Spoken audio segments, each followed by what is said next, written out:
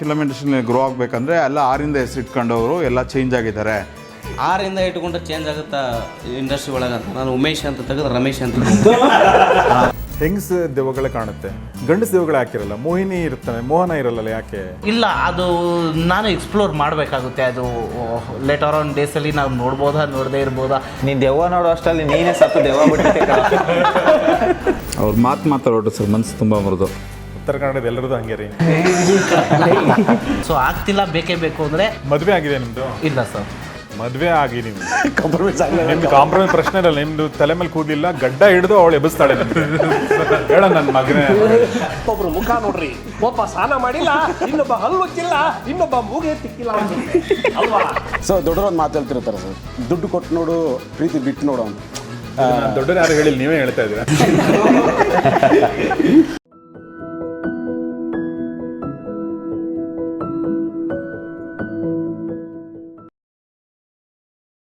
So ಅಲ್ಲಿಗೆ ನಾವು ಮತ್ತೊಂದು ಸಲ ಬಾಯ್ಸ್ ನೆವರ್ ಕಾಂಪ್ರಮೈಸ್ ಸೆಟ್ಟಿಗೆ ಬಂದಿದ್ದೀವಿ. ಅಂದರೆ ಶೂಟಿಂಗ್ ಸೆಟ್ ಅಲ್ಲ, ಪ್ರಮೋಷನ್ ಸೆಟ್ ಇದು. ಈ ಸಿನಿಮಾ ರಿಲೀಸ್ ಆಗ್ತಾ ಇದೆ ಜುಲೈ 10ನೇ ತಾರೀಕು. ಸೊ ಅದರ ಸಬ್ ಟೈಟಲ್ ಚೆನ್ನಾಗಿದೆ, ಬಾಯ್ಸ್ ನೆವರ್ ಕಾಂಪ್ರಮೈಸ್. ಆಗ್ತಾ ಇಲ್ಲ ಬೇಕೇ ಬೇಕು ಅಂತ. ಏನಾಗ್ತಾ ಇಲ್ಲ, ಏನು ಬೇಕೇ ಬೇಕು ಅಂತ ಹೇಳೋಕ್ಕೆ ಕೂತ್ಕೊಂಡಿದ್ದಾರೆ 10 ಜನ.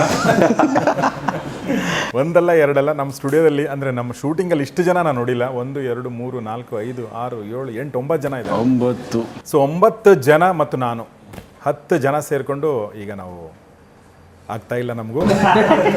ಬೇಕೇ ಬೇಕು. ಮಳೆಗಾಲದಲ್ಲಿ ಬೇರೆ ಸಿನಿಮಾ ರಿಲೀಸ್ ಆಗ್ತಾ ಇದೆ. ಅದು ನಾವು ಕೂತಿರೋದು ಹಂಗೆ ಕೂತಿದ್ದೀವಿ ನೋಡಿ ಸರ್. ಆಗ್ತಾ ಇಲ್ಲ ಆದರೂ ಬೇಕೇ ಬೇಕು. ಆ್ಯಕ್ಚುಲಿ ನಿಮಗೆ ಒಂದು ಹಂತಕ್ಕೆ ಆಗ್ತಾ ಇದೆ. ಇವ್ರೇನಾದ್ರು ಅಲ್ಲಿ ಕೂತ್ಕೊಂಡಿದ್ರೆ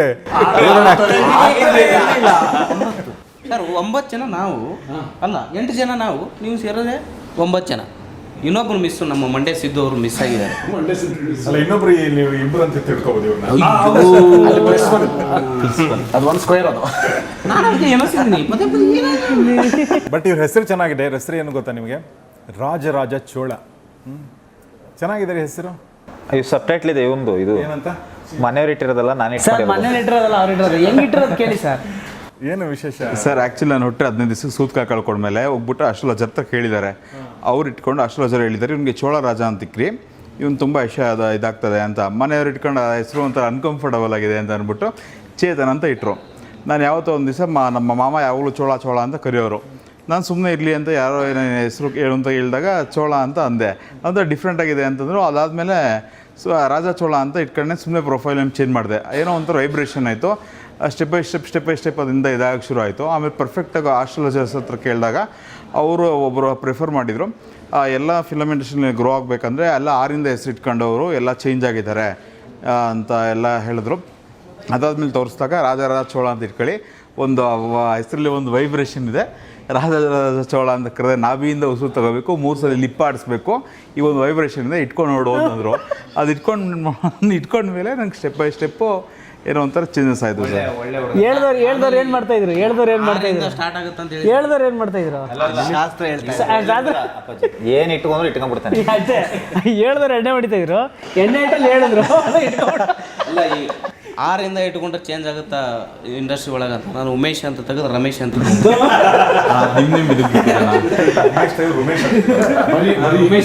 ಅದೇ ಬರೀ ಹೆಸರು ಹೇಳಿದ್ರೆ ಮಾತ್ರ ವೈಬ್ರೇಷನ್ ಬರೋಲ್ಲ ಸರ್. ಅವ್ನ ಪಕ್ಕದಲ್ಲಿ ಕೂತ್ರೆ ಸಾಕು ವೈಬ್ರೇಷನ್ ಆಗ್ತಾ ಇರುತ್ತೆ. ಸೊ ಹಾಗೆ ನಮ್ಮ ರಾಜರಾಜ ಚೋಳ ಇದ್ದಾರೆ. ಏನು ಮಾಡಿದ್ರು ರಾಜರಾಜ ಚೋಳ ಇದರಲ್ಲಿ ನೀವು? ಸರ್, ಒಂದು ಒಳ್ಳೆ ಪಾತ್ರ ಮಾಡಿದ್ದೀನಿ. ನಮ್ಮ ಹರಿ ಸರ್ ಕರೆದು ಒಂದು ಕೆಟ್ಟ ಪಾತ್ರ ಮಾಡಿದ್ದೀನಿ, ಒಳ್ಳೆ ಪಾತ್ರ ಮಾಡಿದ್ದೀನಿ. ಮಾತಾಡ್ತೀನಿ. ಆಮೇಲೆ ಜ್ಯೋತಿಷ್ ಹೇಳ್ತಂತೀವಿ. ಅದು ಜಸ್ಟ್ 3 ದಿನದ ಜುಲೈ 10ಕ್ಕೆ ಏನಾಗುತ್ತೆ ಹೇಳ್ಬಿಡಿ sir.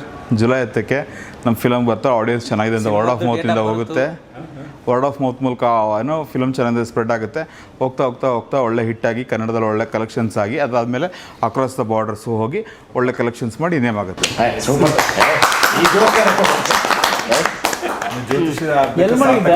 But July 30th ಹೇಳ್ಬಿಟ್ಟ. Actor ಬೇಕಂತ ಬಂದಿದ್ದ ನೀವು? ಸರ್ ಡೈರೆಕ್ಟರ್ ಆಗಬೇಕು ಅನ್ನೋದು ಬಂದಿದ್ದು ಬೇಸಿಕಲಿ ನನಗೆ ಯಾವಾಗಲೂ ಡೈರೆಕ್ಷನ್ ತುಂಬ ಆಸೆ.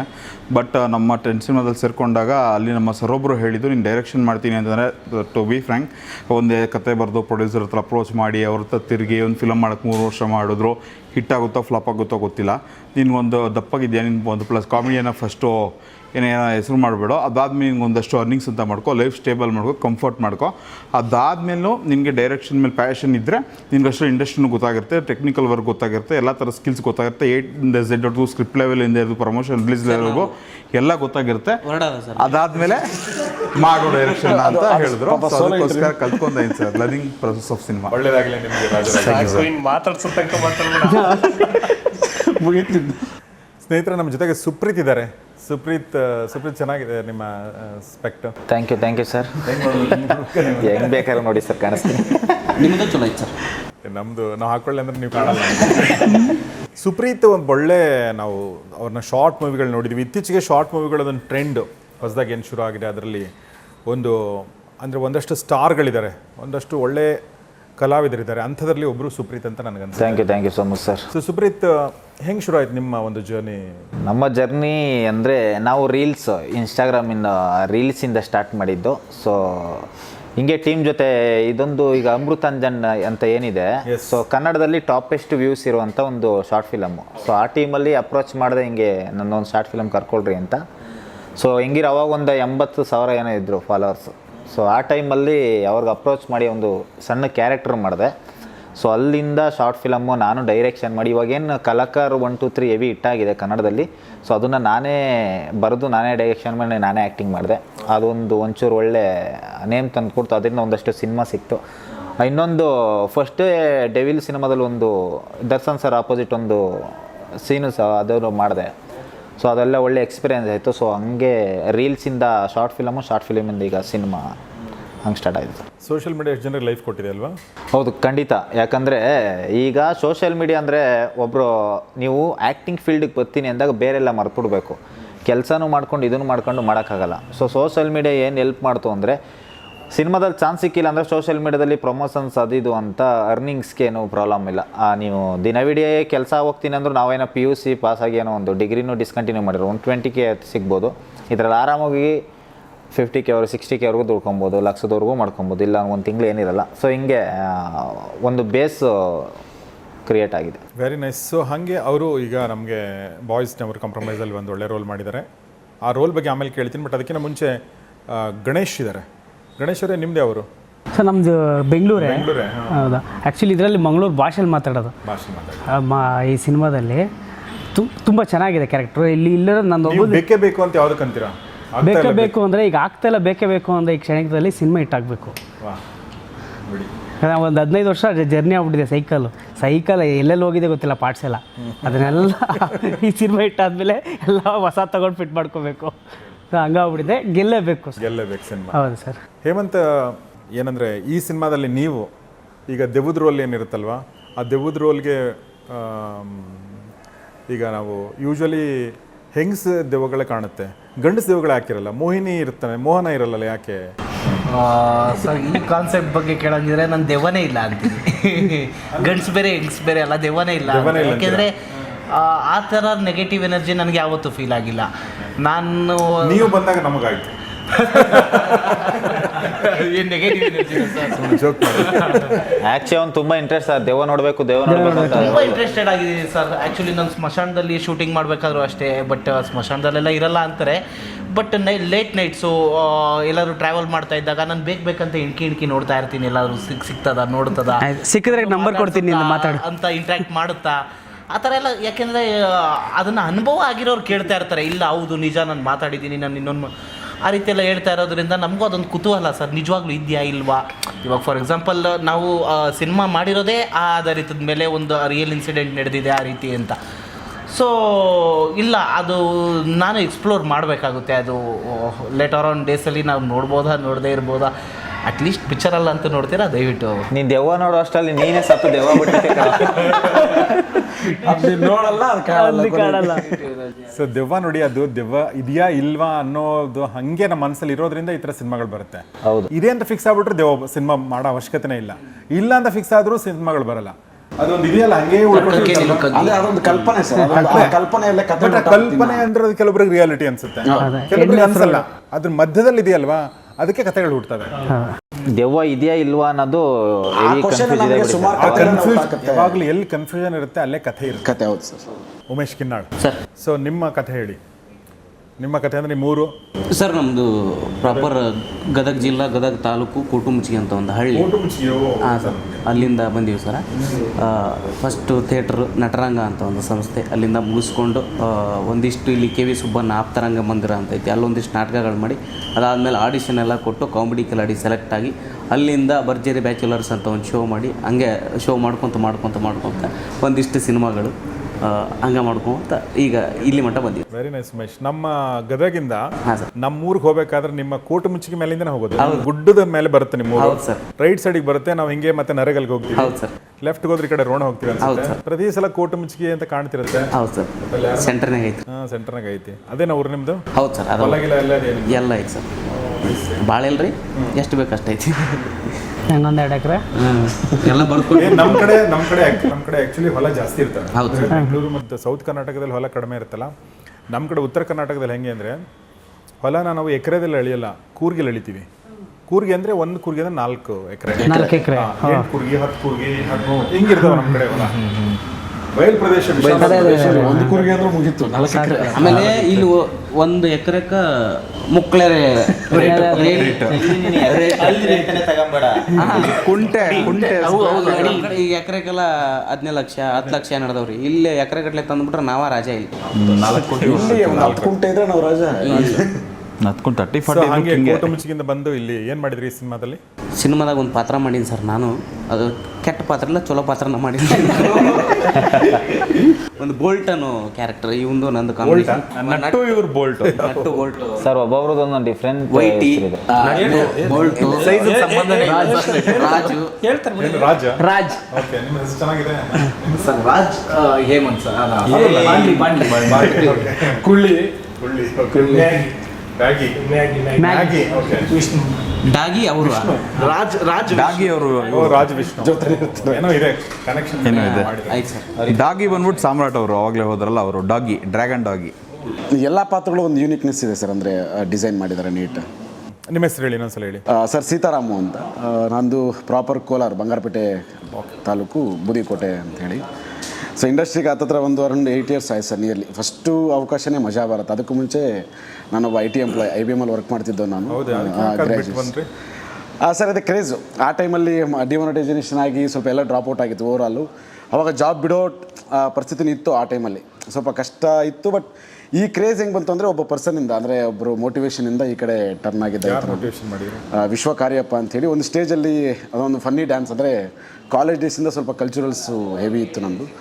ಸೊ ಅವ್ರ ಕಡೆಯಿಂದ ಒಂದು ಮೋಟಿವೇಟ್ ಆಗಿ, ಸೊ ಅದರಿಂದ ಒಂದು ವರ್ಕ್ಶಾಪ್ ಜಾಯ್ನ್ ಆಗಿ, ಮತ್ತು ನೀನಾಸನ್ ತಂಡದ ಜೊತೆ ಜಾಯ್ನ್ ಆಗಿ 1-2 ನಾಟಕಗಳು ಮಾಡ್ತಾ ಆಡಿಷನ್ ಕೊಡ್ತಾ ಮಜಾ ಭಾರತ ಅನ್ನೋ ಅವಕಾಶ ಸಿಗುತ್ತೆ. ಸೊ ಅಲ್ಲಿ ಶುರುವಾಗಿದ್ದು ಇಲ್ಲಿವರೆಗೂ ಜರ್ನಿ ಶುರುವಾಗೋಯ್ತು ಸರ್. ಅಂದರೆ ಮಜಾ Bharat season 1, season 2, season 3, season 4. ಅದೇ ರೀತಿ ರೀಸೆಂಟಾಗಿ ಮತ್ತು ಕಾಮಿಡಿ ಕಿಲಾಡಿ CKPL ಅಂತ ಒಂದು ಶೋ. ಸೊ ಅದಾದಮೇಲೆ ಲೇಟ್ರ್ ಆನ್ ಅಂದರೆ ಎಲ್ಲ ಕೆಲವೊಂದಷ್ಟು ಸಿನಿಮಾಗಳು, ಸೀರಿಯಲ್ಗಳು. ಸೊ ಈ ಸಿನಿಮಾದಲ್ಲಿ ಒಂದು ಒಳ್ಳೆ ಮುಖ್ಯ ಪಾತ್ರ ಅಭಿನಯಿಸಿದ್ದೀನಿ ಸರ್.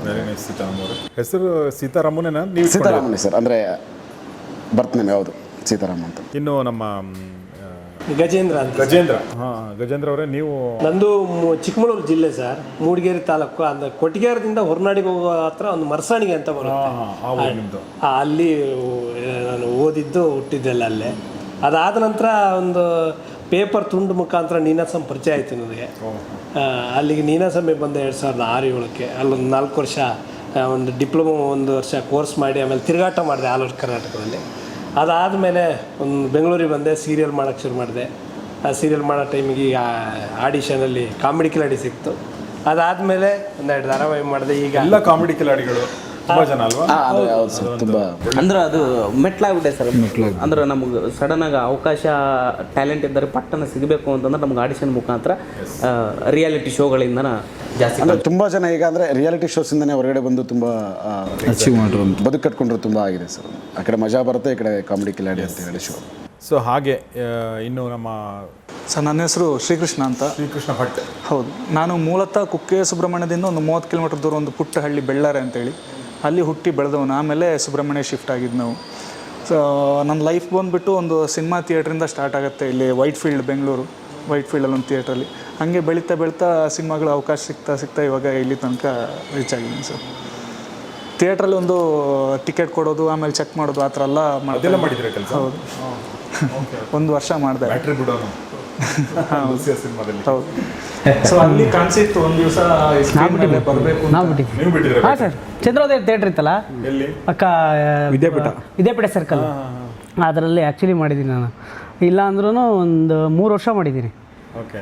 ಕ್ಯಾಂಟೀನು ಇದೆ, ಬ್ಯಾಟ್ರಿ ಬಿಡೋದು ಇದೆಲ್ಲ. ಹ್ಞೂ, ಎಲ್ಲಿ ಥಿಯೇಟರ್ಗೆ ಬಿಟ್ಟಿದ್ರೆ? ರಾತ್ರಿ ಬೈಲಾಗಿ ಬಿಟ್ಟಿರೋದಲ್ಲ. ಸದ್ಯ ಬ್ಯಾಟ್ರಿ ಆಪೋಸಿಟ್ ತಾನೇ, ಬಿಟ್ಕೊಂಡಿಲ್ಲ. ನಿನಗೆ ಬಿಟ್ಕೊಂಡ್ಬಿಟ್ಟು. ಸೊ ಹಾಗೆ ಇನ್ನು ನಮ್ಮ ಈ ಸಿನಿಮಾದ ಒಂದು ವಿಶೇಷತೆ ಅಂದರೆ ನನಗೆ ಖುಷಿಯಾಗಿದೆ ಅಂದರೆ ಟೈಟಲ್ ಚೆನ್ನಾಗಿದೆ ಆ್ಯಕ್ಚುಲಿ, ಬಾಯ್ಸ್ ನೆವರ್ ಕಾಂಪ್ರಮೈಸ್ ಅಲ್ವಾ? ಸೊ ಒಬ್ರೊಬ್ರದ್ದು ನಾನು ಹೇಳಿ ನೋಡೋಣ, ಯಾವುದ್ರ ಬಗ್ಗೆ ಕಾಂಪ್ರಮೈಸ್ ಆಗಲ್ಲ. ನೀವು ಹೇಳಿದ್ರೆ ನೀವು ಯಾರು ಹೇಳಂಗಿಲ್ಲ. ನಾವು ಸೇಮ್ ಇದೆ. ಸಿನಿಮಾ ಅಂತ ಬಂದಾಗ ಏನೇ ಕಷ್ಟಗಳು ಬಂದರೂ ಕೊನೆಗೆ ಎಂಥದೇ ಕಷ್ಟ ಬಂದ್ರೂ ಈ ಆ್ಯಕ್ಟಿಂಗ್ ಫೀಲ್ಡ್ನ ಬಿಡಲ್ಲ. ಸೊ ಇದೇ ಒಂದು ನಮ್ಮ ಧ್ಯೇಯ ಆಗಿರೋದ್ರಿಂದ ಇದನ್ನು ಬಿಟ್ಟು ಬೇರೆ ಫೀಲ್ಡ್ ಕಡೆ ಹೆಜ್ಜೆ ಇಕ್ಕಲ್ಲ. ಪ್ರಶ್ನೆನೇ ಇಲ್ಲ, no compromise. Rajaraja Chola sir, ನನಗೇನೇ ಒಂದು ವಿಷಯ, ಒಂದು ಸಿನಿಮಾ ಆಗಿರ್ಬೋದು, ಒಂದು ಕೆರಿಯರ್ ಆಗಿರ್ಬೋದು, ಒಂದು ತಿನ್ನೋ ವಿಚಾರ ಆಗಿರ್ಬೋದು, ಒಂದು ತೊಡೋ ವಿಚಾರ, ಎಲ್ಲ A to Z. ಆ್ಯಕ್ಚುಲಿ ಈಗ ಒಂದು ಪ್ರಶ್ನೆ ಏನಂದ್ರೆ, ನಿಮ್ಮನ್ನು ನೋಡಿ ತಿಂತಾರೆ ತುಂಬ ಜನ ಅನ್ಕೋತಾರೆ, ಹಂಗಿರುತ್ತಾ? ಸೊ ರಾಜರಾಜ ಅಂದರೆ ನಾನು ಯಾವುದೇ ವಿಚಾರನೂ ಏನಾದರೂ ಒಂದು ಬೇಕು. ಏನು ಇಷ್ಟ ನಿಮಗೆ ತಿನ್ನಕ್ಕೆ? ಸರ್ ಎಲ್ಲ ತಿಂತೀನಿ ಸರ್. ಏನು ಕೊಡ್ತಿದ್ವಿ ನಮ್ಮ ಮನೇಲಿ ನಮ್ಮ ಅಜ್ಜಿ ಮಾಡ್ತಿದ್ದ ದೋಸೆ ಮತ್ತು ಟೊಮೊಟೊ ಗೊಜ್ಜು ಒಳ್ಳೆ ಕಾಂಬಿನೇಷನ್. ಏನಂದ್ರು ಒಳ್ಳೆ ಒಂದು 10-12 ದೋಸೆ ಆರಾಮ. ಅದು ಹಂಗ ಸಿಂಪಲ್ ನಾಷ್ಟಾ ರೀ, ಮಧ್ಯಾಹ್ನ ಊಟಕ್ಕೆ ಬೇರೆ. ಮತ್ತೆ ಅಂದರೆ ನಮ್ಮ ಅಜ್ಜಿ ಮಾಡಿದ್ರೆ ಮಾತ್ರ ಅವ್ರ ಕೈ ರುಚಿ. ಈಗ ಅಜ್ಜಿ ಮಾಡ್ಕೊಡ್ತಾರೆ ಈಗಲೂ? ನಮ್ದು ಅಂದರೆ ಬೇರೆ ಮನೇಲಿ ಇವಾಗ ಅದೇನಿಲ್ಲ. ಅಂದರೆ ತಿನ್ನೋ ವಿಷಯದಲ್ಲಿ ಒಳ್ಳೆ ಫುಡ್ಡಿ ನಾನು. ಅದೇ ಕಾಂಪ್ರಮೈಸ್, ನೆವರ್ ಕಾಂಪ್ರಮೈಸ್. ಮತ್ತು ಏನಾದರೂ ಲೈಫಲ್ಲಿ ಏನಾದರೂ ಬೇಕು ಅಂತ ಯೋಚನೆ ಮಾಡಿ 10 ಸಲ ಯೋಚನೆ ಮಾಡ್ತೀನಿ. ಯೋಚನೆ ಮಾಡೋಕ್ಕಿಂತ ಮುಂಚೆ ಅದು ನನಗೆ ಸಿಕ್ಕಿದ್ರೆ ಹೆಂಗೆ ಸಿಗದೆ ನನಗೆ ಪ್ರೋಸ್ ಆ್ಯಂಡ್ ಕಾನ್ಸ್ 2 ಯೋಚನೆ ಮಾಡ್ತೀನಿ. ಮಾಡಿ ಅದು ಯಾವುದು ಅಪ್ಪಿತಪ್ಪಿ ಅದು ಕಾಲಿಟ್ಟರೆ ಯಾವುದೇ ಕಾರಣಕ್ಕೂ ಹಿಂದೆ ಬರೋ ಮಾತೇ ಇಲ್ಲ. ಲೇಟ್ ಆದ್ರೂ ಸಲ ಪಡ್ಕೊಂಡೇ ತಿರ್ಬೇಕು. ಸೂಪರ್. ಏನೋ ನೀವು ಹೇಳಿ ಸರ್. ನನ್ನತನ ಅಂತ ಬಂತಂದ್ರೆ ಬಿಟ್ಕೊಳಂಗಿಲ್ಲ, ಕಾಂಪ್ರಮೈಸ್ ಆಗಂಗಿಲ್ಲ ನಾನು. ಈಗ ಭಾಳ ಮಂದಿ ಮಾತಾಡ್ತಾರೆ, ಉತ್ತರ ಕರ್ನಾಟಕದಿಂದ ಬಂದಾರ, ಹುಚ್ಚುತ್ರಕಾರ ಮಾತಾಡ್ತಾರೆ. ಸೊ ನಾವು ಮಾತಾಡ್ದಂಗೆ ಫಸ್ಟಿಗೆ ಸ್ಟಾರ್ಟಿಂಗ್ ಬೆಂಗಳೂರಿಗೆ ಬಂದಾಗ ಅಲ್ಲ, ನಾವು ನನಗೆ ಆಗಿದ್ದ ಅನುಭವ ಹೇಳತ್ತೀನಿ ಸರ್. ನಾನು ಫಸ್ಟಿಗೆ ಬಂದಾಗ ನೀವು ಉತ್ತರ ಕರ್ನಾಟಕದಾರೆ ಸರ್. ಸೊ ಆ ಭಾಷೆ ಬಿಟ್ಟು ನಮ್ಮತನನ ಬಿಟ್ಟು ಬದುಕೋದು ಸ್ವಲ್ಪ ಕಷ್ಟ ಆಗುತ್ತೆ. ಸೊ ಫಸ್ಟಿಗೆ ಸ್ಟಾರ್ಟಿಂಗ್ ಬಂದಾಗ ಒಂದು ಮಂದಿ ಮಾತಾಡ್ತಿದ್ರು, ಯಾವರು ಉತ್ತರ ಕರ್ನಾಟಕ ಅಂದ ತಕ್ಷಣ ಉತ್ತರ ಕರ್ನಾಟಕನ ಅಂದ್ರೆ ಆಲಸ್ಯತನ ಮಾಡುವಂಥದ್ದು. ಹೌದು, ನಮ್ಮತನದ ನಮ್ಮ ಭಾಷೆದಾಗ ಮಾತಾಡ್ತೀವಿ, ಅದನ್ನು ಬಿಟ್ಕೊಡೋಕೆ ನಾನು ಇಷ್ಟಪಡೋಂಗಿಲ್ಲ. ಅವ್ರು ಮಾತಾಡೋದು ಸರ್, ಮನಸ್ಸು ತುಂಬ ಮೃದು. ಉತ್ತರ ಕನ್ನಡದ ಎಲ್ಲರದು ಹಂಗೆ ರೀ. ಓಕೆ, ನಿಮ್ಮದು ನೋ ಕಾಂಪ್ರಮೈಸ್ ಯಾವುದು? ನಮಗೆ ಸಿನಿಮಾ ಇಂಡಸ್ಟ್ರಿಗೆ ಬರಬೇಕು ಅಂತ ಹೇಳಿದಾಗ ಬೇರೆ ಬಿಫೋರ್ ಕೆಲಸ ಮಾಡ್ತಾಯಿದ್ದೆ, ಒಳ್ಳೆ ಕೆಲಸ ಮಾಡ್ತಾಯಿದ್ದೆ, ಒಳ್ಳೆ ಸಂಬಳ ತೊಗೊತಾಯಿದ್ದೆ. ಮನೇಲೆಲ್ಲ ಹೇಳಿದ್ರು ಹೋಗ್ಬೇಡ, ಆ್ಯಕ್ಟಿಂಗ್ ಫೀಲ್ಡ್ ಬೇಡ. ಯಾಕಂದರೆ ಚಿಕ್ಕ ವಯಸ್ಸಲ್ಲೇ ನಂಗೆ ತುಂಬ ಹುಚ್ಚು ಸಿನಿಮಾಗೆ ಹೋಗ್ಬೇಕಾದ್ರೆ. ಊರುಗಳ ಕಡೆ ಹೋದರೆ ನಾಟಕ ಮಾಡೋರು, ನನಗೆ ನಾಟಕ ಮಾಡೋಕ್ಕೆ ಕೆಲ್ಸಕ್ಕೆ ಹೋಗ್ತಿದ್ದೆ ನಾನು. ಆ ಪರದೆ ಎಳೆಯೋದು ಅದನ್ನೆಲ್ಲ ಅದನ್ನು ನೋಡ್ತಿದ್ದೆ ನಾನು. ಆ್ಯಕ್ಚುಲಿ ನಾನು ಬಿಫೋರ್ ಅಲ್ಲಿ ನಾಟಕ ಮಾಡಿದ್ದಲ್ಲ, ನಾಟಕ ಮಾಡೋದು ನೋಡಿದ್ದು ನಾನು. ಅಲ್ಲೇ ಹುಚ್ಚಾಗ್ಬಿಟ್ಟಿದ್ದೆ ನಾನು. ಆ್ಯಕ್ಚುಲಿ ನಾನು ಯಾವ ಕ್ಲಾಸ್ಗೆ ಹೋಗಿ ನಾಟಕ ಕಲ್ತಿದ್ದೆ ಅದೆಲ್ಲ ಏನಿಲ್ಲ. ಸೊ ನಾನು ಅಲ್ಲೇ ಬಂದುಬಿಟ್ಟಿದ್ದು ಇಂಟ್ರೆಸ್ಟು. ಆ್ಯಕ್ಚುಲಿ ನಮ್ಮ ಅಪ್ಪ ಅವರೆಲ್ಲ ನಾಟಕ ಮಾಡ್ಕೊಂಡೇ ಬಂದಿದ್ರು.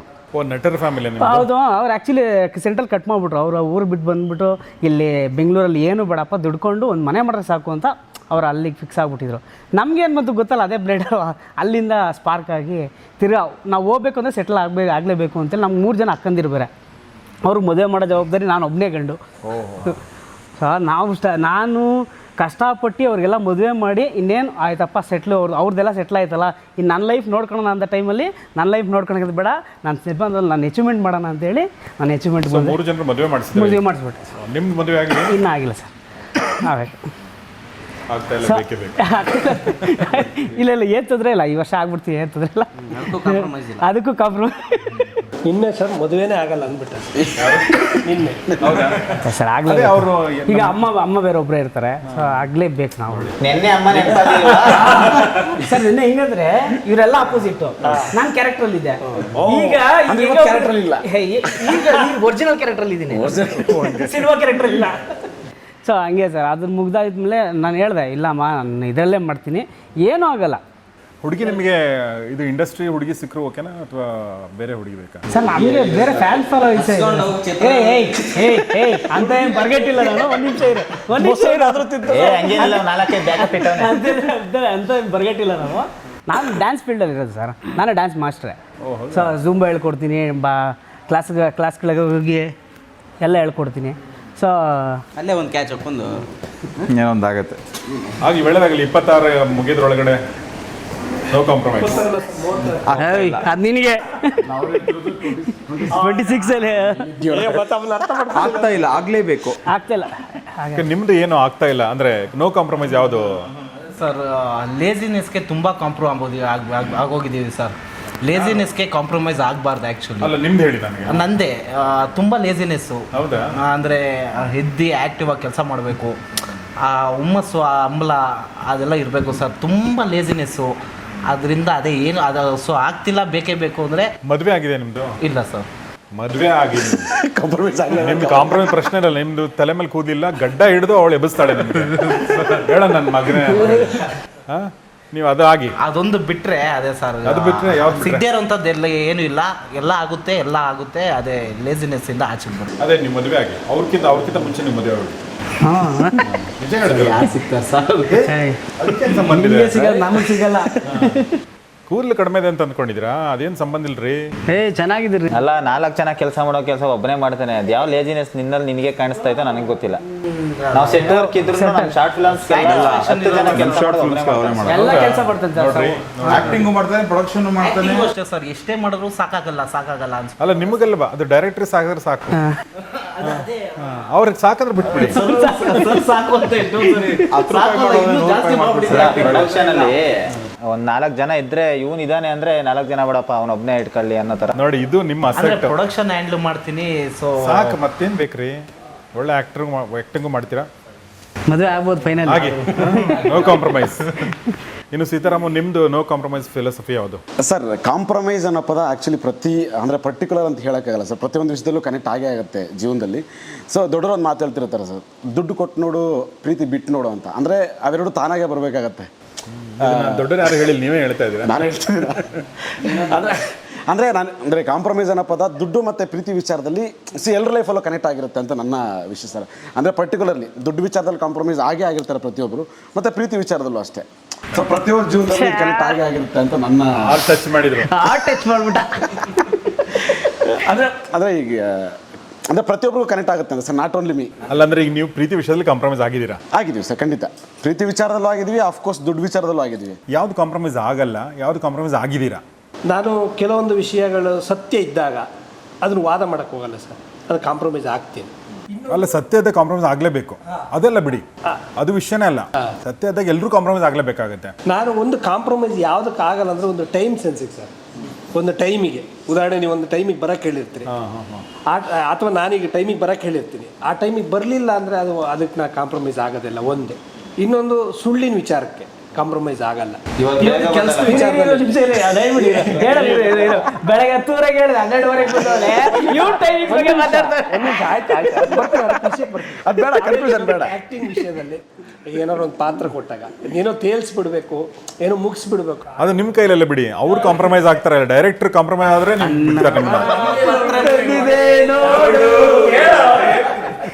ನಾವೇನಾದ್ರು ಒಂದು ಶಾರ್ಟ್ ಫಿಲ್ಮ್ ಅದು ಇದಾರು ಮಾಡ್ತಿರ್ತೀವಲ್ಲ ಸರ್, ಆ ವಿಚಾರದಲ್ಲಿ ಹೇಳಿದ್ದು ನಾನು. ಅದಕ್ಕೆ ಕಾಂಪ್ರಮೈಸ್ ಆಗಲ್ಲ ಅಂದರೆ ಆ್ಯಕ್ಟಿಂಗ್ ವಿಷಯದಲ್ಲಿ. ಬೆಳಿಗ್ಗೆ ನಾನು ಏನಕ್ಕೆ 12:00 ಬಂದೆ ಅಂದರೆ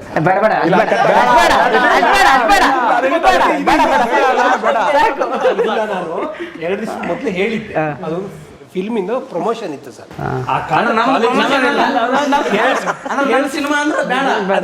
ಎರಡೂ ಬೇಕು, ಅದಕ್ಕೆ ಅಲ್ಲಿ ಮುಗಿಸ್ಕೊಂಡು ಇಲ್ಲಿ ಬಂದೆ ಅಷ್ಟೇ. ಬ್ಯಾಲೆನ್ಸ್ ಮಾಡ್ತಾವ್ರಿ. ಒಳ್ಳೇದಾಗ್ಲಿ. ನಿಮ್ದು ಮದುವೆ ಆಗಿದೆಯಾ? ಆಗಿದೆ ಸರ್. ಮದುವೆ ಯಾರ್ಯಾರ್ದಾಗಿದೆ ಇಲ್ಲಿ? 1 2 ಉಳ್ಕಿದ್ರೆಲ್ಲ ಬ್ಯಾಚುಲರ್. ಸಿಂಗಲ್ ಮದುವೆ ಆಗಿದೆ. ಜೂನಿಯರ್ ಮಗ. ನಮ್ಮದು ಸರ್ ನಾಡ್ದು ಜುಲೈ 11ಕ್ಕೆ ಡೇಟ್ ಕೊಟ್ಟಿದ್ದಾರೆ ಸರ್. ಜುಲೈ 10ಕ್ಕೆ ಫಿಲ್ಮ್ ರಿಲೀಸ್ ಸರ್. ಓ ಹೌದಾ? ನೋಡಿ ಎಷ್ಟು ಜನರ ಬದಲಾವಣೆ, ಲೈಫ್ ಬದಲಾವಣೆ ಆಗ್ತದೆ. ನಿಮ್ಮ ಇವರು ಇದಾರಲ್ಲ, ಅವ್ರ ಮದುವೆ, ಅವ್ರದ್ದು ಮದುವೆ ಇದೆ ಈಗ. ಸೊ ನಿಮ್ಮ ಮಗು ಆಗ್ತಾ ಇದೆ. ಸೊ ನಿಮ್ಮದು ನಮ್ಮ ಹೇಮಂತ ಸೆಂಟ್ರ್ ಒಬ್ಬನು ಓಡಿಸ್ಕೊ ಬಂದ್ರು ಬರ್ತಾನೆ. ನನಗೂ ಯಾವುದಾದ್ರು ಒಂದು ಫಿಕ್ಸ್ ಆಗೋದ್ರೆ ನಿಮ್ಮ ಬಾಯಿಗೆ ಸರ್ಗೆ ಹೇಳಿ ಹುಡುಗಿ ನೋಡೋಕ್ಕೆ ಕ್ಯಾಮ್ರಾ ಒಂದು ಮೆಸೇಜ್ ಹೇಳಿ. ಕ್ಯಾಮ್ರಾದಲ್ಲಿ ಹೇಳ್ಬಿಡೋಣ ಸರ್, ಯಾವುದಾದ್ರೂ ಒಂದು ಮನೇಲಿ ಒಳ್ಳೆ ಕ್ಯೂಟ್ ಆಗಿರೋ ಹುಡುಗಿ ಇದ್ರೆ ನೋಡ್ತಾ ಇದ್ರೆ ಅವ್ನು ನಮ್ಮ ಹೇಮಂತ ಇಷ್ಟ ಆದ್ರೆ ಪ್ರಪೋಸಲ್ ಇಡ್ಬೋದು. ಇನ್ಸ್ಟಾಗ್ರಾಮ್ ಐಡಿ ಹೇಳ್ಬಿಡಿ. ನೀವು ಮಾಡೋ ಕಮೆಂಟ್ಸ್ಗೆ ಅವ್ನು ರಿಪ್ಲೈ ಮಾಡ್ತಾನೆ. ನಾನೇನು ಮಾಡ್ತೀನಿ ಅಂದರೆ ಹೇಮಂತ್ ಅವ್ರ ಇನ್ಸ್ಟಾ ಐ ಡಿ ಏನಿದೆ ಕೆಳಗಡೆ ಕೊಡ್ತೀನಿ, ಕಮೆಂಟ್ ಬಾಕ್ಸಲ್ಲಿ ಕೊಟ್ಟು ಅದನ್ನು ಪಿನ್ ಮಾಡಿ ಮೇಲ್ನೇ ಕಾಣುತ್ತೆ. ಯಾವುದೇ ಹುಡುಗಿ ಇಷ್ಟ ಆದರೂ ಕೂಡ ಆ ಒಂದು ಇನ್ಸ್ಟಾಗ್ರಾಮ್ ಐ ಡಿಗೆ ಮೆಸೇಜ್ ಮಾಡ್ತಾರೆ. ಸರ್ ಕೆಲಸ ಬರ್ಲಿಕ್ಕೆ ಸಾಕು ಇನ್ಸ್ಟಾಗ್ರಾಮ್ ಐಡಿಲಿ.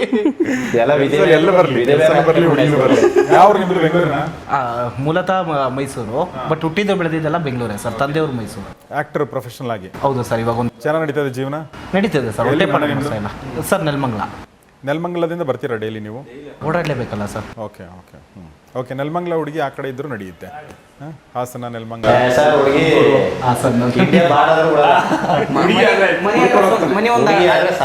ಮನೆ ಅಡ್ರೆಸ್ ಒಂದು ಹೇಳ್ರಿ, ಎಲ್ಲ ಮಕ್ಳಿದ್ರೆ ಬರ್ತಾರೆ. ಸೊ ಇನ್ನು ಕೃಷ್ಣ ಸರ್, ನಂದು ಆ್ಯಕ್ಚುಲಿ ನಾನು 10th ಡ್ರಾಪ್ಔಟ್. ನಾನು ಡ್ರಾಪ್ಔಟ್ ಆದಮೇಲೆ ಯಾಕೆ ಡ್ರಾಪ್ಔಟ್ ಆದರೆ? ಅಂದರೆ ನನಗೆ ಓದೋದ್ರ ಬಗ್ಗೆ ಕಾನ್ಸಂಟ್ರೇಷನ್ ಇರಲಿಲ್ಲ ಮುಂಚೆನೂ. ಯಾವ್ದ್ರ ಬಗ್ಗೆ ಇತ್ತು? ನನಗೆ ಅಂದರೆ ಯಕ್ಷಗಾನ ಅದೆಲ್ಲ ಮಾಡ್ತಾಯಿದ್ದೆ ನಾನು ಊರಲ್ಲಿ. ಒಂದು ಡೈಲಾಗ್ ಹೇಳಿ ಯಾವುದಾದ್ರು ಸರ್. ಅಂದರೆ ಇವಾಗ ಒಂದು 7 ವರ್ಷ ಆಯಿತು ಅದು ಬಿಟ್ಟು. ಸೊ ಹೋಗಿತ್ತು ಮಾಡ್ತಾಯಿದ್ದೆ. ಒಂದು ಆಕ್ಸಿಡೆಂಟ್ ಆಯಿತು ನನಗೆ. ಆಕ್ಸಿಡೆಂಟ್ ಆದಮೇಲೆ ಯಕ್ಷಗಾನ ಮಾಡದೇ ಇರೋ ರೀತಿ ಆಯಿತು, ಕಾಲ್ಗೆ ಏಟ್ ಬಿತ್ತು. ಸೊ ನಾನೇನು ಮಾಡಿದೆ, ಬೆಂಗಳೂರಿಗೆ ಶಿಫ್ಟ್ ಆದೆ. ಮನೇಲಿ ಹೇಳಿದೆ ಇನ್ನೂ ನಾನು ಕಂಟಿನ್ಯೂ ಮಾಡಲ್ಲ ಎಜುಕೇಷನ್, ನಾನು ಏನಿದ್ರು ನಾನು ಬೆಂಗಳೂರು ಹೋಗ್ತೀನಿ. ಜಗಳ ಮಾಡಿ ಬಂದಿದ್ದು ನಾನು ಆ್ಯಕ್ಚುಲಿ ಬೆಂಗಳೂರಿಗೆ. ಬಂದು ಡೈರೆಕ್ಟ್ ಒಂದು ಶಾಪ್ಗೆ ಸೇರ್ತದೆ ಆ್ಯಸ್ ಎ ಸೇಲ್ಸ್ ಮ್ಯಾನ್ ಆಗಿ. ಆಮೇಲೆ ಒಂದು 6 ತಿಂಗಳು ಮಾಡಿ ಡೈರೆಕ್ಟು ಅಲ್ಲಿಗೆ ಥಿಯೇಟ್ರಿಗೆ ಜಂಪ್ ಆಗಿ ನಾನು ಏನಾದರೂ ಚಾಲೆಂಜು ಬಿಡಲ್ಲ ಅಂತೇಳಿ ಆಮೇಲೆ ಸಿನಿಮಾದವ್ರು ಪರಿಚಯ ಆಯಿತು. ಹಂಗೆ ಬರ್ತಾ ಇವಾಗ ಇಲ್ಲಿ ತನಕ ಬಂದಿದ್ದೀನಿ ಸರ್. ಒಟ್ಟಿನಲ್ಲಿ ನನಗೆ ಮಾಡೋ ಕೆಲಸ ಬಿಡಲ್ಲ ಅಂತೇಳಿ ಆ್ಯಕ್ಟಿಂಗ್. ಎಷ್ಟು ಜನ ಜಗಳ ಆಡ್ಕೊಂಡು ಬಂದಿದ್ದೀರಾ ಮನೆಯಲ್ಲಿ? ಜಗಳ ಅಂದರೆ ಆ ಥರ ಜಗಳ ಅಲ್ಲ, ಓಕೆ, ಅಂದರೆ ನಾರ್ಮಲ್ ಆಗಿ ಸರ್. ನಾರ್ಮಲ್ ಜಗಳನೇ ಇರುತ್ತೆ. ಅಂದರೆ ಆ್ಯಕ್ಟಿಂಗ್ ಅಂದ ತಕ್ಷಣ ಮನೇಲಿ ಒಂದು ಸ್ವಲ್ಪ ಆಗುತ್ತಲ್ಲ, ಯಾರು ಕೂಡ ಹೋಗು ಮಗ ಅಂತ ಹೇಳಲ್ಲ, ಎದಕ್ಕೆ ಹೋಗ್ತೀಯಾ ಅಂತಾನೆ ಅಂತಂದ. ನಮ್ಮ ಫ್ಯಾಮಿಲಿ ಅಂತೂ ಸರಿ ವಿರುದ್ಧ ಸಿನಿಮಾಗೂ ನಮ್ಮ ಫ್ಯಾಮಿಲಿಗೂ. ಈಗಿನ ದಿನಗಳಲ್ಲಿ ಜಾಸ್ತಿ ಯಾರು ಇದು ಮಾಡಲ್ಲ, ಬಟ್ ಒಂದು 5-6 ವರ್ಷದ ಹಿಂದೆ ಹೋದ್ರೆ ಇರುತ್ತೆ. ನಮಗೂ ಆಗಿದೆ ಅವಾಗೆಲ್ಲ, ಈಗಲೂ ಇರುತ್ತೆ ಸ್ವಲ್ಪ. ಅಂದ್ರೆ ಈಗ ಸ್ಟ್ಯಾಂಡ್ ಆಗೋ ತನಕ ನಮ್ದು ಅದೇ ಇತ್ತು. ಯಾಕಂದ್ರೆ ಊರಲ್ಲಿ ಹಳ್ಳಿ ಕಡೆ ಬೇರೆ, ಸಿಟಿ ಬೇರೆ, ಹಳ್ಳಿ ಕಡೆ. ನಮ್ದೆಲ್ಲ ವಿಲೇಜ್ ಅಲ್ಲ. ಯಾವ್ದು ನಿಮ್ದು? ಮಂಡ್ಯ, ಮೈಸೂರು ಸೆಂಟ್ರ್ ಇದು ಬರುತ್ತೆ ನಿಮಗೆ, ಶೂಟಿಂಗ್ ಮಾದೇಪುರ ಅಂತೆಲ್ಲ ಗೊತ್ತು. ಅಲ್ಲೇ ಊರು ನಮ್ಮದು, ಅರವಟ್ಟಿಗೆ ಕೊಪ್ಪಲು ಅಂತ. ಸೊ ಅಲ್ಲಿ ಹಳ್ಳಿ ಕಡೆ ಎಲ್ಲ ಹೋಗಿ ವೀಡಿಯೋಸ್ ಮಾಡ್ತಾಯಿದ್ರೆ, ಅಂದರೆ ನಮ್ಮದು ಪ್ರಾವಿಜನ್ ಸ್ಟೋರ್ ಇದೆ, ಅಲ್ಲಿ ಹೋಗಿ ಮನೆಯಲ್ಲಿ ಹಾಕೊಡೋರು. ಅಂದರೆ ನಿಮ್ಮ ಮಗ ನೋಡಿ ಹೆಂಗೆ ಕುಣ್ಕೊಂಡು ನಿಂತವನೇ, ತಿಕ್ಲು ಬಂದಂಗೆ ಅಂತ ಈ ಥರ ಎಲ್ಲ ಮಾತಾಡೋರು. ಬಟ್ ಇವಾಗ ಅದೇ ಯಾರ್ಯಾರು ಹೇಳ್ತಾರೆ, ಅವ್ನ ಮನೆ ಫಂಕ್ಷನ್ಗಳಿದ್ರೆ ನಿನ್ನ ಮಗನ ಕರ್ಸೋನೋ ಥರ ಅದೆಲ್ಲ ಆಗಿದೆ ಈಗ. That is the growth. ಬೆಳೆದ್ಬಿಟ್ಟ. ನಮ್ದ್ರಲ್ಲಿ ಉಲ್ಟಾ ಸರ್. ನಮ್ಮನೇಲಿ ಸ್ಟಾರ್ಟಿಂಗ್ ಹೋಗ್ಬೇಕಾದ್ರೆ ತುಂಬ ಖುಷಿಪಟ್ಟರು. ಹೋಗು ಏನಾಗಲಿ, ನೀನೆ ಯಾವ್ದಾನ ಕೆಲಸ ಹೇಳಿದ್ರೆ ಬಿಡಲ್ಲ ಹೋಗು ಅಂದರು. ಓಕೆ ಆಯಿತು ಅಂತೇಳಿ. ಅದು 10 ವರ್ಷ ಸುಮ್ಮನೆ ಇದ್ರು. ಓಕೆ ಆಯ್ತು ಬಿಡು, 10 ವರ್ಷ ಆಯ್ತಲ್ಲ, ಈಗ ಅಟ್ಲೀಸ್ಟ್ ಅವನೇ ಬಿಟ್ಬಿಡ್ತಾನೆ ಬೇಡ ಅಂದ್ಕೊಂಡು ಅಂತ. 15 ವರ್ಷ ಆದಮೇಲೆ ಅವ್ರಿಗೆ ಭಯ ಆಗ್ಬಿಡ್ತವೆ, ಇವು ಬೇಡ ಇನ್ನು ಇದರಲ್ಲಿ ಲೈಫೆಲ್ಲ ಆಗ್ಬಿಡುತ್ತೆ, ಅಟ್ಲೀಸ್ಟ್ ಮದುವೆ ಆಗ್ಬಿಡಿ. ಈಗ ಅದನ್ನೇ ಹೇಳ್ತಿರೋದು, ಆಯ್ತಪ್ಪ ನೀನು ಮಾಡ್ಕೊ, ಮದುವೆ ಆಗ್ಬಿಟ್ಟು ಸಾಕು ಅಂತ. ಎಕ್ಸಾಕ್ಟ್ಲಿ. ತಂದೆ ತಾಯಿಗಳು ಏನು ಅವರು ನೀವು ಚೆನ್ನಾಗಿರ್ಬೇಕು ಅಂತ ಅವ್ರ ಪಾಪ ಅವ್ರು ಚೆನ್ನಾಗಿ ಕೆಲವೊಂದ್ಸಲ ಏನಾಗುತ್ತೆ, ಅಟ್ಲೀಸ್ಟ್ ಮದುವೆ ಆಗ್ಬಿಡ್ಲಿ ಆಗುತ್ತಾ. ಮದುವೆ ಯಾಕೆ ಇಂಪಾರ್ಟೆಂಟ್ ಅಂತಂದ್ರೆ ನನ್ನ ಲೈಫಲ್ಲಿ ಈಗ ನೋಡಿ, ನಿಮಗೆ ಬೆಳಿಗ್ಗೆ ಏಳಕ್ಕಾಗಲಿಲ್ಲ ಅಂದರೆ ಎಬ್ಬಿಸ್ತಾಳೆ ಹೆಂಡತಿ. ಬಟ್ ಏನಂತಂದರೆ ಒಂದು ವಯಸ್ಸಂತಿದ್ದಾಗ ಆ ಟೈಮಲ್ಲಿ ಆಗ್ಬೇಕು. ಹೌದು, ನೀವೆಲ್ಲ ಚೆನ್ನಾಗಾದ್ಮೇಲೆ ಆಗ್ತೀನಿ ಅಂತ ಹೇಳಿ. ಹೌದು ಸರ್. 25ನೇ ವಯಸ್ಸಲ್ಲಿ ನಾನು ಮದುವೆ ಆಗಲ್ಲ ಅಂತ ಇರ್ತಾರೆ. 30ನೇ ವಯಸ್ಸಲ್ಲಿ ಎಲ್ಲರೂ ಒಂದಷ್ಟು ಜನ 30 ವರ್ಷ ಆದರೂ ಒಂದು ಹುಡುಗಿ ಕೊಡ್ತಾ ಇಲ್ಲ ಅನ್ನೋ ಥರ ಟಾಕ್ ಆಗ್ಬಿಡುತ್ತಲ್ಲ, ಆವಾಗ ಅನ್ಸ್ಬಿಡುತ್ತೆ ಅವ್ರಿಗೆ. ಸೊ ಸಿನಿಮಾದಲ್ಲಿ ಏನು ದೆವ್ವದ್ದು ಸಿನಿಮಾ ಮಾಡಿದ್ರೆ, ದೆವ್ವದ್ದು ಅಥವಾ ಏನೇನಿದೆ ಗೊತ್ತಿಲ್ಲ. ಓಕೆ, ನಿಮ್ಮ ಪ್ರಕಾರ ನಿಮ್ಮಲ್ಲಿ ದೆವ್ವದ ವೇಷ ಯಾರಿಗೆ ಸೂಟ್ ಆಗುತ್ತೆ? ಕ್ಯಾರೆಕ್ಟರ್ ಯಾರ್ದಿದೆ? ದೆವ್ವದ ಕ್ಯಾರೆಕ್ಟರ್ ಯಾರ್ದಿದೆ? ಅಂದರೆ ಈ ವ್ಯಕ್ತಿನ ದೆವ್ವ ಮಾಡಿದರೆ ತುಂಬ ಚೆನ್ನಾಗುತ್ತೆ ಅಂತಂದರೆ ನಿಮ್ಮದ್ರಲ್ಲೇ ಯಾರಿಗ? ಅಂದರೆ ಎಲ್ಲರಿಗೂ ಒಂದೊಂದು ರೌಂಡ್ ಬಂದು ಹೋಗುತ್ತೆ ಸರ್, ಅದು ನೋಡ್ಬೋದು. ದೊಡ್ಡ ದೇವ ಮಾಡ್ಬೋದು. ಪ್ರಿಯ ವೀಕ್ಷಕರೇ, ಎಲ್ರಿಗೂ ನಮಸ್ಕಾರ. ನಿಮ್ಮೆಲ್ಲರಿಗೆ ಒಂದು ವಿಶೇಷವಾದ ವಿಷಯ ಹೇಳಕ್ಕೆ ನಾವೆಲ್ಲರೂ ಬಂದಿದ್ದೀವಿ. ಅದು ವಿಷಯ ಏನಂದ್ರೆ, ಜುಲೈ 10ನೇ ತಾರೀಕು ರಿಲೀಸ್ ಆಗ್ತಿರೋ ಚಿತ್ರ ಯಾವುದು ಗೊತ್ತಾ? ಅದೇ ಬಾಯ್ಸ್ ನೆವರ್ ಕಾಂಪ್ರಮೈಸ್. ಈ ಚಿತ್ರದಲ್ಲಿ ಒಬ್ಬೊಬ್ರು ಒಂದೊಂದು ದೇವದ ವೇಷ ಹಾಕೊಂಡು ಓಡಾಡ್ತಾರೆ ಕಣ್ರಿ. ಆದ್ರೆ ಒಬ್ಬೊಬ್ರು ಮಾತಾಡೋದು ನೋಡಿದ್ರೆ ಇವರು ದೆವ್ವ ಅಲ್ಲ, ಯಾರೋ ಕಾಮಿಡಿ ಪೀಸ್ಗಳಂತ ಕಾಣ್ತಾರೆ. ಆದ್ರೆ ಒಬ್ಬೊಬ್ರು ಮುಖ ನೋಡ್ರಿ, ಒಬ್ಬ ಸ್ನಾನ ಮಾಡಿಲ್ಲ, ಇನ್ನೊಬ್ಬ ಹಲ್ಲುಚ್ಚಿಲ್ಲ, ಇನ್ನೊಬ್ಬ ಮೂಗೆ ತಿಕ್ಕಿಲ್ಲ ಅನ್ಸುತ್ತೆ ಅಲ್ವಾ? ಇದನ್ನು ಮುಂದಿನ ಸಂಚಿಕೆಯಲ್ಲಿ ಹೇಳ್ತೀನಿ. ಅಲ್ಲಿವರೆಗೂ ಗುಡ್ ನೈಟ್.